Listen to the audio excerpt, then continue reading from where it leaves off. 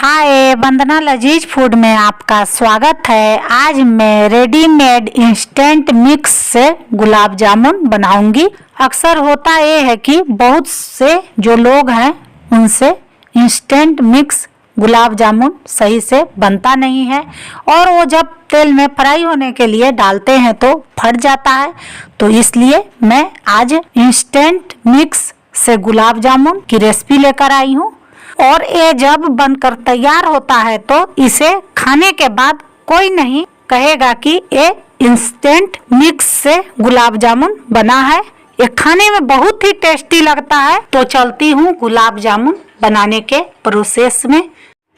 इसे बनाने के लिए मैं यहाँ पर एक बड़े साइज का बाउल ले ली हूँ। अब मैं इसमें इंस्टेंट मिक्स गुलाब जामुन इसमें डाल लेती हूँ।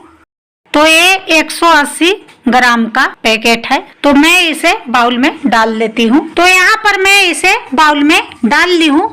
अब मैं इसमें थोड़ा थोड़ा दूध देकर इसका डो तैयार कर लूंगी। तो यहाँ पर मैं दूध को न तो ज्यादा गर्म रखी हूँ और न ही ज्यादा ठंडा। यहाँ पर मैं नॉर्मल दूध का यूज कर रही हूँ, यानी कि गुनगुना से भी दूध को ठंडा रखना है। तो इसमें मैं थोड़ा थोड़ा दूध देकर इसका सॉफ्ट डो तैयार कर लूंगी।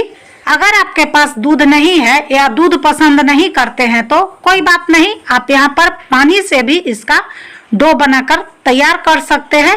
लेकिन दूध देकर डो बनाने से गुलाब जामुन जो है वो खाने में बहुत ही टेस्टी लगता है। तो मैं इसे इस तरह मैश करते हुए इसका सॉफ्ट डो तैयार कर ले रही हूँ। तो यहाँ पर थोड़ा थोड़ा दूध देकर ही इसका डो तैयार करना है। एक बार दूध देने से ये ज्यादा गीला हो जाएगा, तो यहाँ पर इसे ज्यादा गीला नहीं तैयार करना है, बस सॉफ्ट गूंथकर तैयार करना है। तो मैं सॉफ्ट डो गूंथकर तैयार कर ली हूँ। अब मैं थोड़ा सा घी लेकर इसमें मिक्स कर लूंगी। इस तरह घी देने से जब इसका गोला तैयार करते हैं तो गोला जो है एकदम चिकना बनकर तैयार होता है। तो यहाँ पर मैं घी को भी डो में अच्छी तरह से मिक्स कर ली हूँ। तो आप देख सकते हैं मैं यहाँ पर गुलाब जामुन के लिए एकदम सॉफ्ट डो गूंथकर तैयार कर ली हूँ। अब मैं इसका छोटा छोटा गोला बनाकर तैयार कर लूंगी। तो हाथ को थोड़ा सा चिकना कर लेती हूँ घी लगाकर इस तरह। अब मैं इसमें से थोड़ा सा डो लेकर इस तरह गोला तैयार कर लूंगी।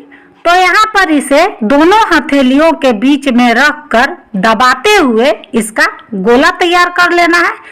अगर इस तरह दबाते हुए इसे गोला नहीं बनाया गया तो तेल में फ्राई करते समय इसे फटने का डर रहता है, इसलिए यहाँ पर दबाते हुए इसका गोला तैयार कर लेना है। तो यहाँ पर मैं एक गोला बनाकर तैयार कर ली हूँ और ये पूरी तरह से चिकना है, इसमें क्रैक्स नहीं है, आप देख सकते हैं।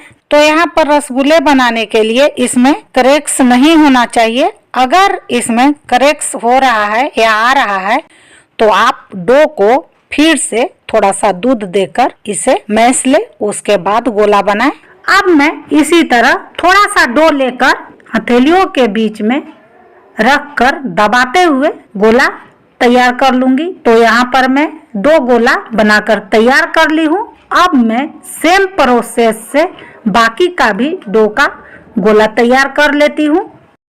तो यहाँ पर मैं सारे डो का गोला बनाकर तैयार कर ली हूँ।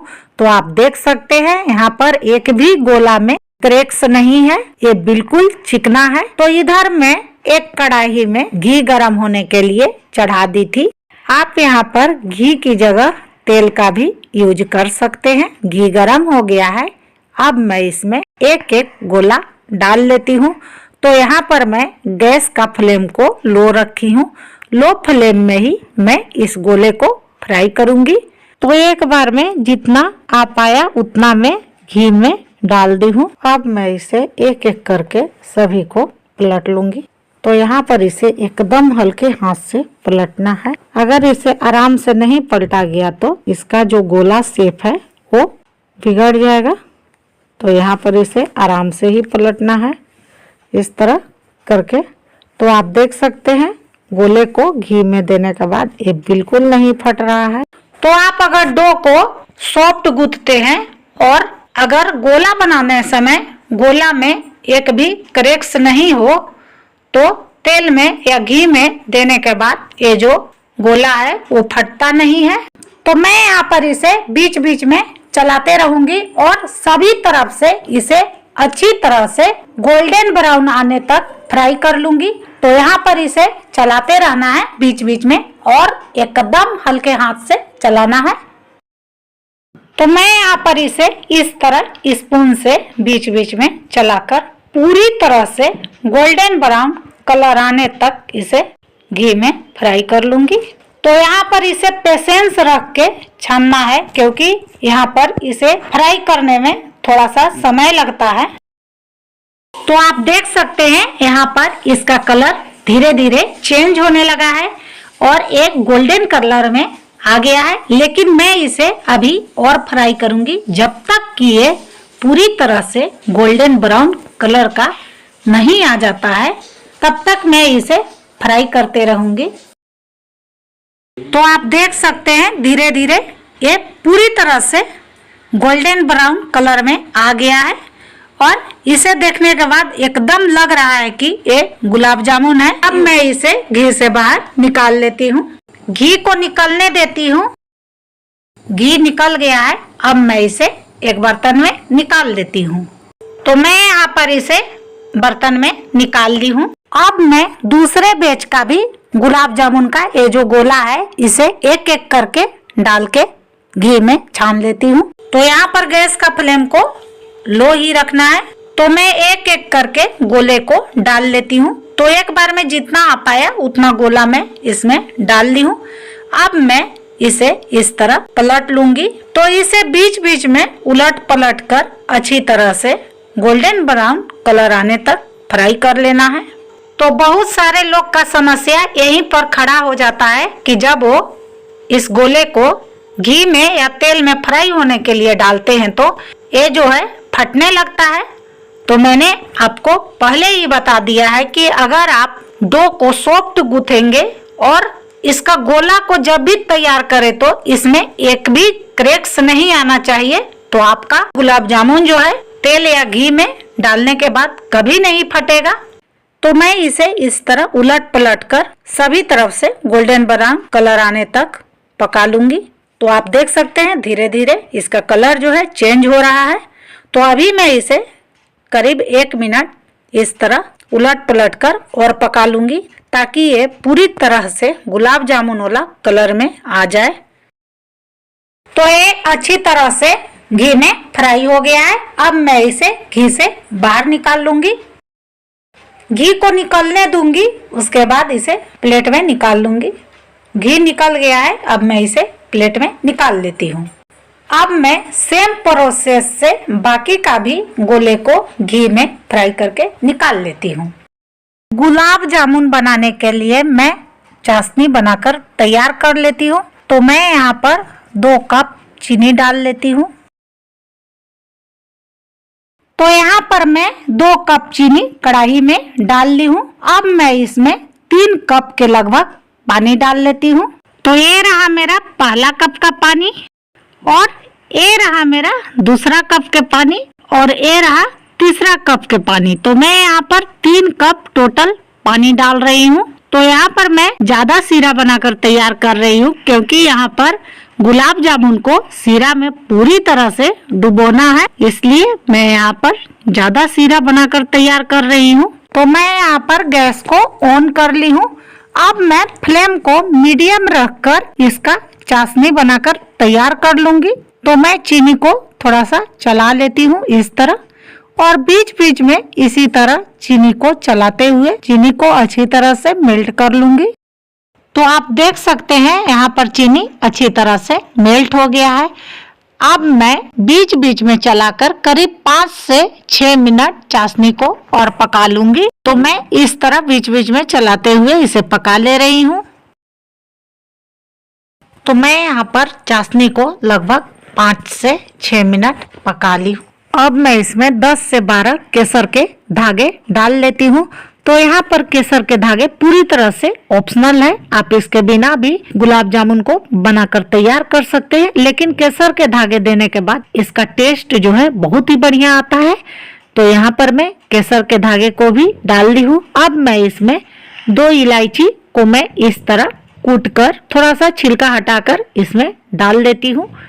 अब मैं सभी को करीब 1 से 1.5 मिनट इस तरह चलाते हुए पका लूंगी, ताकि केसर और इलायची दोनों का जो फ्लेवर है वो चाशनी में आ जाए। तो मैं इस तरह चलाते हुए करीब 1 से 1.5 मिनट इसे पका लेती हूँ।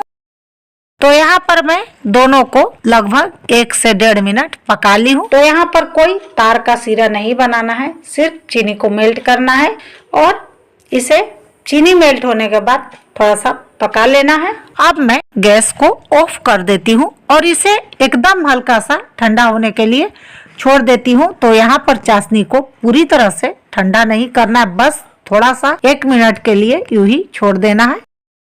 तो यहाँ पर चाशनी को ठंडा हुए करीब 1 मिनट हो गया है। अब मैं एक एक करके ये जो गुलाब जामुन है इसे डाल लेती हूँ। तो मैं यहाँ पर एक एक करके सभी गोले को चाशनी में डाल दी हूँ। अब मैं इसे करीब 10 मिनट के लिए ढककर यूं ही छोड़ देती हूँ। गुलाब जामुन को ढके 10 मिनट हो गया है। अब मैं लीड को हटा लेती हूँ और एक एक करके सभी गुलाब जामुन को पलट लूंगी। तो यहाँ पर मैं स्पून की हेल्प से एक एक करके सभी गुलाब जामुन को पलट ले रही हूँ। आप देख सकते हैं। तो इसे आराम से पलटना है, क्योंकि चाशनी में जाने के बाद ये जो है थोड़ा सॉफ्ट हो जाता है, इसलिए यहाँ पर हल्के हाथ से पलटना है। तो यहाँ पर मैं सभी गुलाब जामुन को एक एक करके पलट ली हूँ। अब मैं इसे ढक कर 2 घंटे के लिए यूं ही छोड़ देती हूँ। तो मिलती हूँ 2 घंटे के बाद। गुलाब जामुन को चाशनी में डूबे 2 घंटा हो गया है। अब मैं लीड को हटा लेती हूँ। तो आप देख सकते हैं यहाँ पर चाशनी पहले की अपेक्षा काफी कम हो गया है, यानी कि ये जो गुलाब जामुन है वो चाशनी को अपने में एब्जॉर्ब कर लिया है और गुलाब जामुन का साइज भी जो है पहले की अपेक्षा काफी बड़ा है। तो आपको मैं नजदीक से दिखाती हूँ। तो यहाँ पर गुलाब जामुन का जो साइज है वो पहले की अपेक्षा काफी बड़ा हो गया है। तो आपको मैं एक गुलाब जामुन उठाकर दिखाती हूँ। तो आप देख सकते हैं गुलाब जामुन देखने में कितना बढ़िया लग रहा है और खाने में तो पूछिए ही मत, एकदम टेस्टी, सुपर, लाजवाब। इसे देखने के बाद कोई नहीं कहेगा कि ये घर में बना हुआ इंस्टेंट गुलाब जामुन है। ये बिल्कुल मार्केट जैसा गुलाब जामुन की तरह देखने में लग रहा है। तो मैं गुलाब जामुन को बाउल में निकाल लेती हूँ।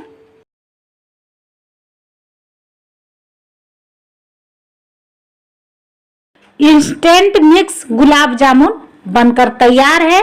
तो आप एक बार इस तरीके से इंस्टेंट मिक्स गुलाब जामुन का गुलाब जामुन बनाकर देखिएगा। ये खाने में बहुत ही टेस्टी लगता है और इसे बनाने में आपको ज्यादा कुछ करने की जरूरत नहीं है। बस इंस्टेंट मिक्स गुलाब जामुन लीजिए और इसका डो तैयार कीजिए और घर में ही आप मार्केट जैसा गुलाब जामुन बनाकर तैयार कीजिए। तो आप एक बार इस तरीके से गुलाब जामुन बनाकर देखिएगा, आपको बहुत पसंद आएगा। और अगर मेरा रेसिपी पसंद आए तो मेरे वीडियो को लाइक और शेयर करना ना भूले और मेरे चैनल को जरूर सब्सक्राइब करें। तब तक के लिए नमस्कार, मिलती हूँ अगली वीडियो के साथ। जय हिंद, जय भारत।